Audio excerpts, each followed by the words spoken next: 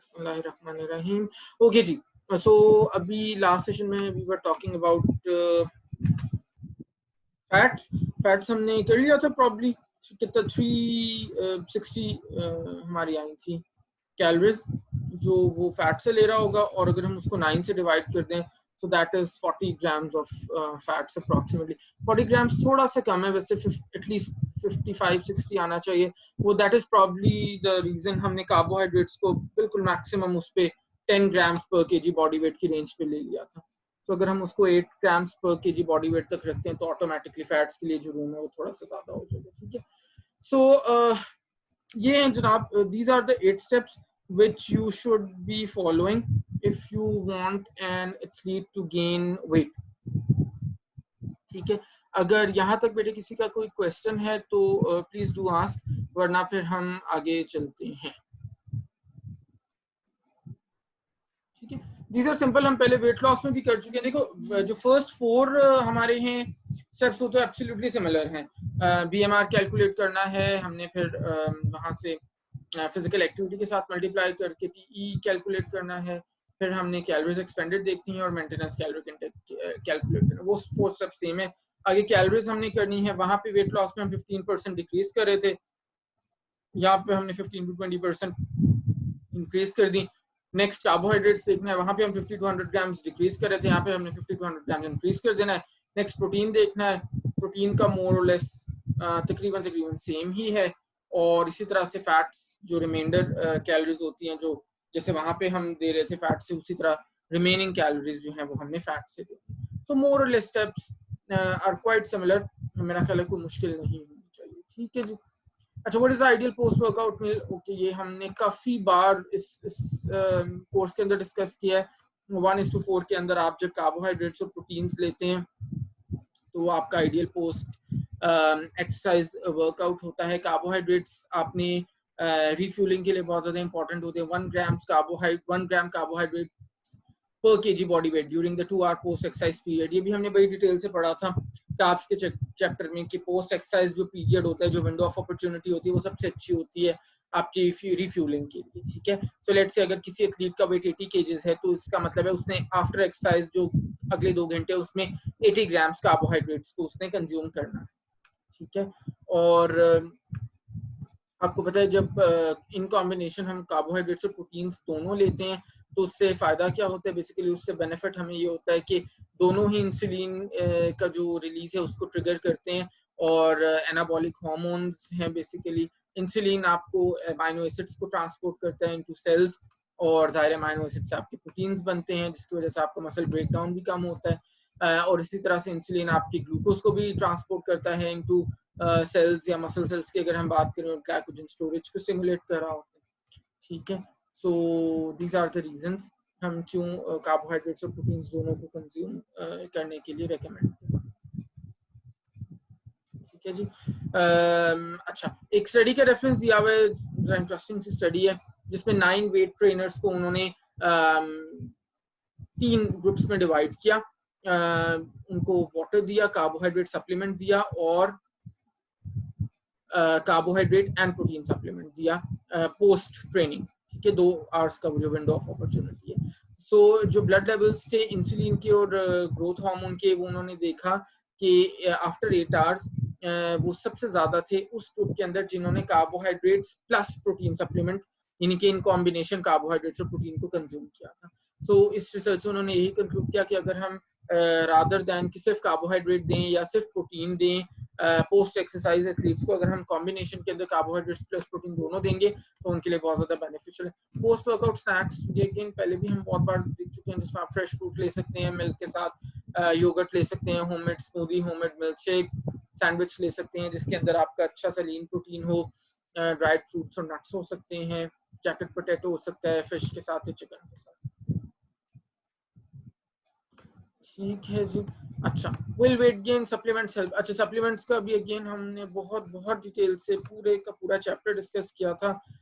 जो supplements wait gain में आपके लिए बेनिफिशियल जेन्युइनली हो सकते हैं, वैसे तो आपको पता है जैसे वेट लॉस के लिए market is flooded with a lot of supplements, उसी तरह वेट गेन के लिए भी there are a lot of supplements available in the market. But not all of those are beneficial और हेल्पफुल। जो सप्लीमेंट्स जनरली वेट गेन में helpful हो सकते हैं वो है क्रिएटिन।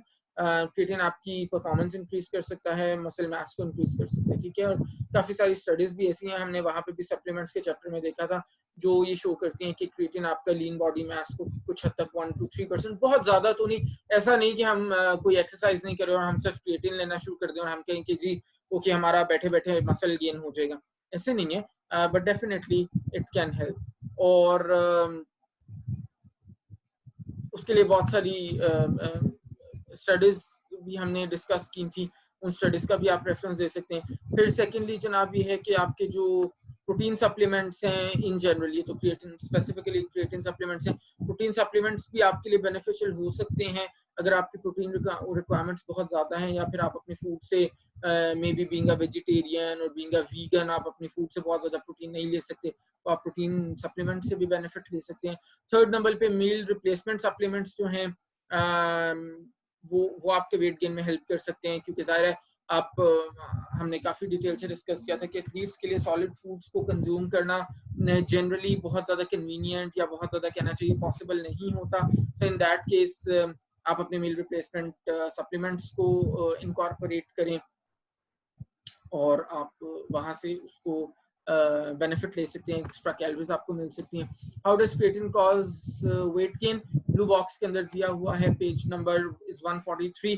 हमने पहले ये भी डिस्कस किया था, वेट गेन हमारा एक तो वाटर रिटेंशन, प्रोटीन है ना, protein holds water muscle cells के अंदर, उसकी वजह से वॉल्यूम गेन होगा।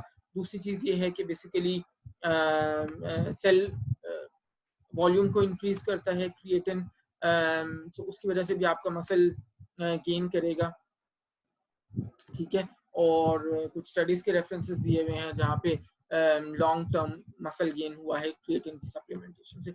वेट गेन टिप्स कुछ दी हुई हैं। वेट गेन टिप्स पे आने से पहले एक छोटी सी बेटे में इंपॉर्टेंट चीज जरूर मेंशन करूंगा रिगार्डिंग वेट गेन, कि समटाइम्स पीपल आस्क कि जी हमने सारा कुछ कर लिया है, हम प्रॉपर हमारा इंटेक भी है, डाइट भी ठीक है, हमारा जेनेटिकली भी हम बहुत ज़्यादा फैमिली में भी बहुत स्लिम लोग नहीं है, नॉर्मल वेट है, लेकिन हम लोग का जी वेट एक इंडिविजुअल का गेन नहीं हो रहा।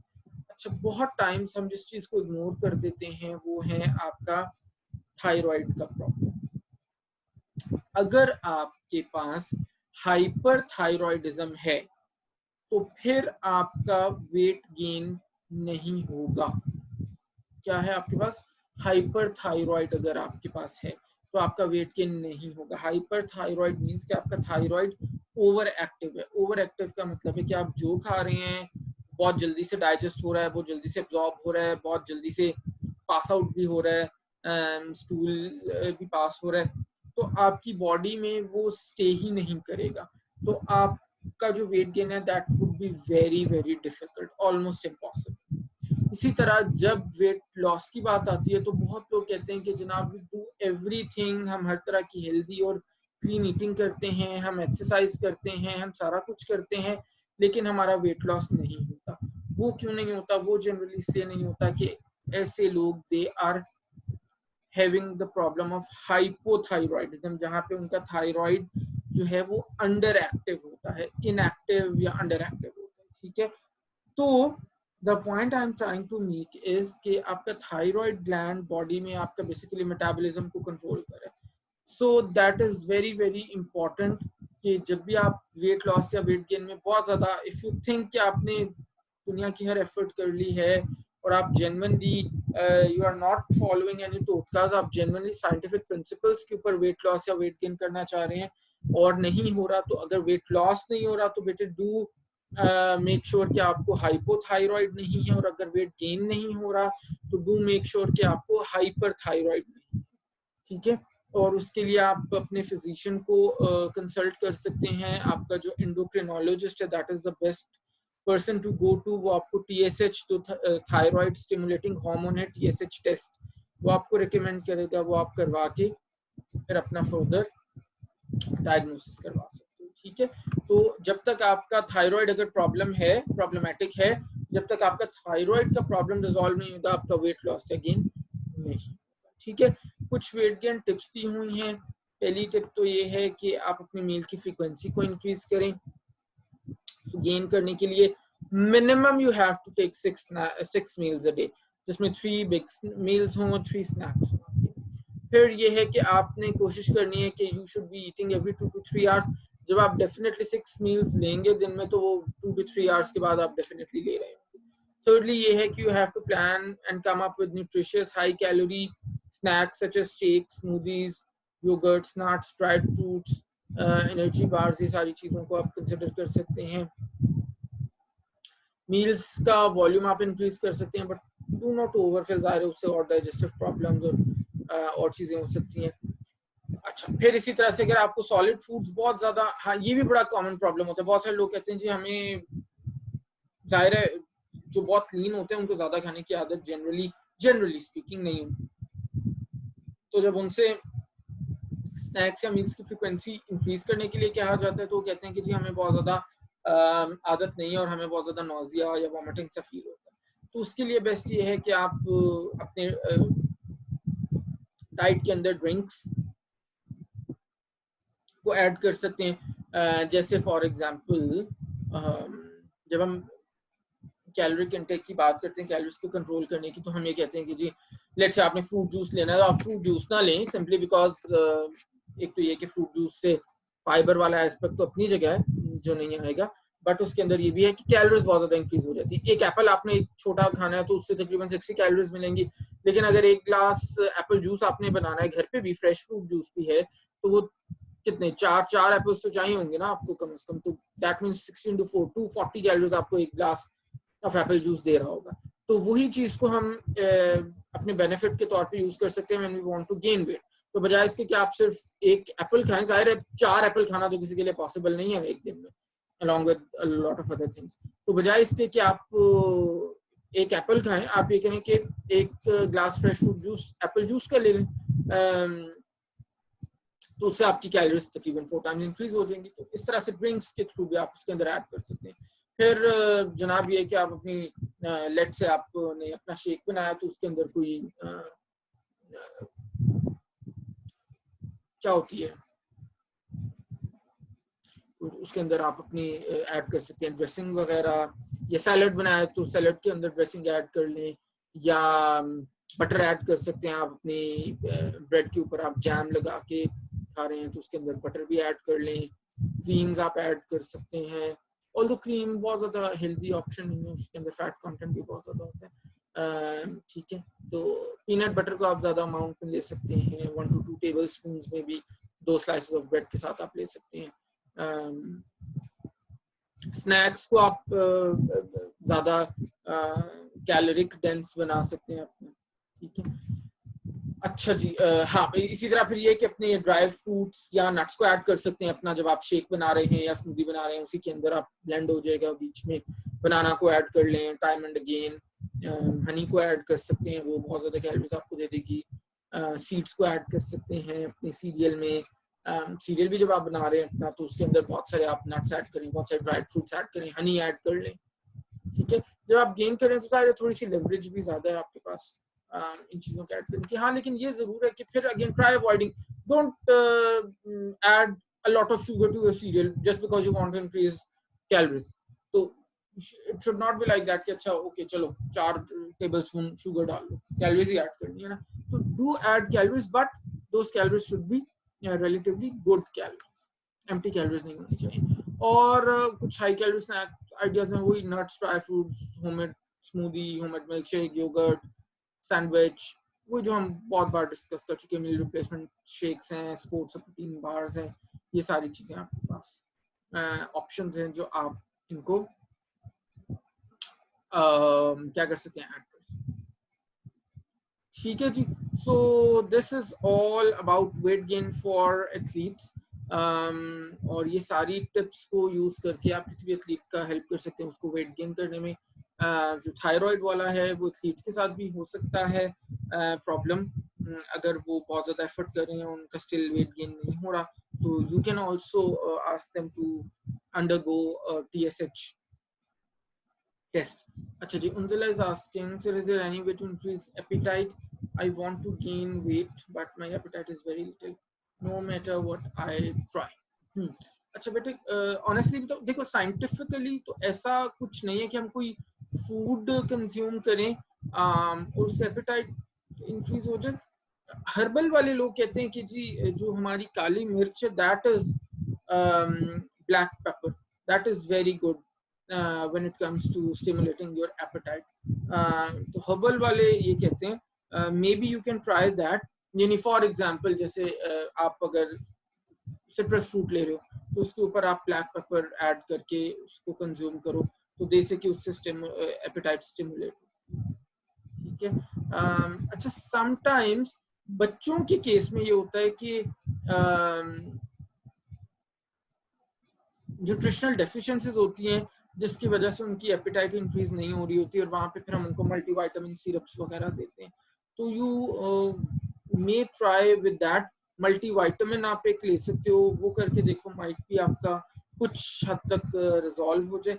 बाकी ये है कि इसका थोड़ा सा साइकोलॉजिकल भी हो सकता है कि maybe you have not been in a habit of eating more, तो शायद उस वजह से over a longer period of time आपकी वो हैबिट क्योंकि डेवलप हो गई है। उसके अंदर जो बेस्ट सोल्यूशन है वो ये है कि आप बहुत स्लोली एंड ग्रेजुअली उसको इंक्रीज करो। मे बी अगर आप बता सकते हो तो मुझे बताओ, ब्रेकफास्ट आप करते हो? जो लोग ब्रेकफास्ट नहीं करते उनके साथ ये प्रॉब्लम बहुत ज्यादा होता है कि उनकी एपेटाइट बहुत ज्यादा सप्रेस हो जाती है विद टाइम। तो अगर तो आप ब्रेकफास्ट नहीं करते तो you are probably one of those persons. तो उसमें यह है कि मैं जरूर सजेस्ट करूंगा कि आप अपना लाइट सा ब्रेकफास्ट जरूर अच्छा यू नेवर स्किप ब्रेकफास्ट, अच्छा दैट इज समथिंग गुड, ठीक है। ये भी हो सकता है टी या कॉफी कंजम्पशन ज्यादा तो नहीं है कुछ लोग का, उसकी वजह से भी सप्रेस हो जाता है। कैफीन इंटेक भी सप्रेस करता है आपकी एपेटाइट को। अच्छा फिर बच्चों की अगर हम बात करें, अगर बचपन में आपको पीका था, अगर आप ऐसी नॉन न्यूट्रिशियस चीजें खाते थे, क्ले, डर्ट, चॉक, इस तरह की चीजें समटाइम्स, तो उसकी वजह से भी, अच्छा नहीं वो भी नहीं थे, ठीक है, दैट इज गुड। सो उसकी वजह से भी समटाइम्स आपकी एपेटाइट बहुत ज्यादा सप्रेस होती है by the time you become an adult, ये है। अच्छा बाकी अगर वेट गेन के पर्सपेक्टिव में बेटे फिर आप वही अपना जीन्स को थोड़ा सा देखो, जेनेटिक मेकअप, अगर आपके फादर मदर फैमिली के अंदर जो बाकी लोग हैं पेरेंटल साइड पे या मिटरनल साइड पे, पेरेंटल कहते हैं पैटर्नल ज्ञान था, अच्छा पैटर्नल साइड पे या मैटरनल साइड पे, so अगर वो लोग बहुत ज्यादा लीन हैं तो फिर that is due to genetic makeup and body type, ठीक है जी। तो ये चीजें हो सकती हैं। अच्छा जी, एनी अदर क्वेश्चन? वैसे हमारा चैप्टर तो खत्म हो गया, इफ यू वांट तो हम नेक्स्ट चैप्टर अपना स्टार्ट कर देते हैं, which is what the female. अच्छा जी, ठीक है बेटे, वेलकम। मैं विश, ओके ठीक है, सही है जी बेटे। कोई क्वेश्चन है या फिर हम अपना नेक्स्ट चैप्टर स्टार्ट कर दें?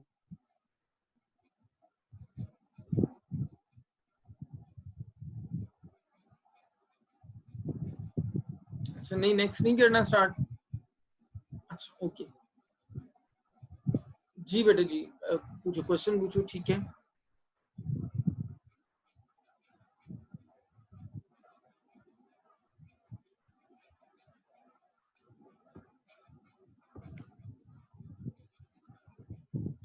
क्वेश्चन आ रहा है, अगर आपको भी क्वेश्चन है तो बेटे मीनवेल यू कैन आस्क। अच्छा जनाब, सो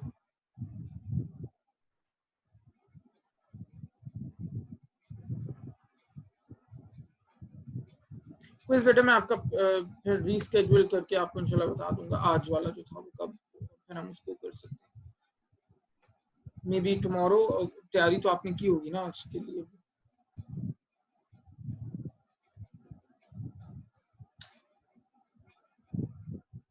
अच्छा जी, दिला इज आस्किंग, हाँ ये बड़ा अच्छा क्वेश्चन है सर, वो for weight gain cardio and aerobic exercise कहते हैं इज नॉट गुड। हाँ ये ठीक है, बात सही है। एरोबिक तो आपको बहुत ज्यादा हेल्प नहीं करेगी वेट गेन में, जैसे आज हम अभी डिस्कस कर रहे थे, आपको जो मस्कुलर एक्सरसाइजेज हैं वही बेटे हेल्प करेंगी वेट गेन में ज्यादा। तो aerobic is not a very good option if you want to gain weight. और कार्डियो भी जाहिर है आपका हार्ट रेट भी बहुत ज्यादा बढ़ जाता है, आपकी कैलोरीज बहुत ज्यादा एक्सपेंड होती हैं कार्डियो के अंदर, बहुत ज़्यादा यानी कि यूटिलाइज होती हैं, तो उन लोगों के लिए कार्डियो अच्छा है जो वेट लॉस करना चाह रहे हैं। वेट गेन के लिए नहीं बहुत ज़्यादा अच्छा। वेट गेन में जो सबसे अच्छी एक्सरसाइज है ना आपकी, वो सिंपल वेट रेजिस्टेंस ट्रेनिंग है, वेट ट्रेनिंग है आपकी, और उसके लिए फुल स्किप कर दें और वी कैन डू लिटिल नहीं, आप you can do a little, यानी मैक्सिमम 5 to 10 मिनट से ज्यादा मैं सजेस्ट नहीं करूंगा, 10 मिनट से ज्यादा आप ना करो कार्डियो या एरोबिक, क्योंकि उतनी मैं इसलिए बेटे कह रहा हूँ कि जाहिर है वो आपकी, अगर आप करते हो बहुत अच्छी बात है, आपकी फिटनेस के लिए, आपकी हार्ट की हेल्थ के लिए बहुत अच्छी चीज है, स्टेमिना बिल्ड करने के लिए, इन सारी चीजों के लिए आप एरोबिक कर रहे हो या कार्डियो कर रहे हो, बहुत अच्छी बात है, आपकी कार्डियो मेटाबॉलिक जो फिटनेस है उसको इम्प्रूव करेगी। तो 5 to 10 मिनट्स इज फाइन, उससे ज्यादा मत करो, फिर वो आपको और ज्यादा वेट गेन आपका मुश्किल होगा। तो जो हमने वेट गेन के लिए जो है वो सिंपल आपका weight training, best resistance training, और अगेन जरूरी नहीं, you don't need to really join a gym अगर आपने वेट गेन भी करना है, और आपने ऐसी आप सिंपल देखो जो हमने आज कंपाउंड एक्सरसाइजेस मैंने बताई थी, बेंच प्रेस है, या जरूरी नहीं है कि आपको जिम चाहिए, आप बड़े आराम से वो घर पे डेड लिफ्ट भी आप कर सकते हो, और अगेन नॉट, हम कोई वेट लिफ्टर बनने नहीं जा रहे, तो जरूरी नहीं है हमने कोई 50 केजेस वेट लिफ्ट करना है, आप सिंपल 5 केजेस भी कर सकते हो, 10 केजेस भी कर सकते हो, वो आप वन टाइम लेके रख लो। सिंपल डंबल्स भी आपने एक बार अगर खरीद लें तो आप घर के अंदर ही अपना वेट ट्रेनिंग कर सकते हो, तो आपको मिल जाएंगे आसानी से, ठीक है, अगेन इजीली आप इसको घर पे परफॉर्म कर सकते हो, ठीक है जी बेटे। अगर किसी, अच्छा it was a very good question, अच्छा अगर किसी और का कोई क्वेश्चन है तो मुझे बताओ, वरना ठीक है फिर हम सेशन एंड कर देते हैं, आप लोग मेरा ख्याल है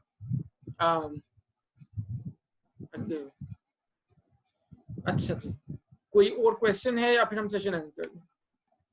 ठीक है, आई थिंक नहीं है, सो ठीक है बेटे, नेक्स्ट इंशाल्लाह कल हम नेक्स्ट चैप्टर स्टार्ट करेंगे फीमेल एथलीट का, और फिर वहीं से चीज़ों को लेके आगे चलेंगे, ठीक है, ओके, अल्लाह हाफिज़।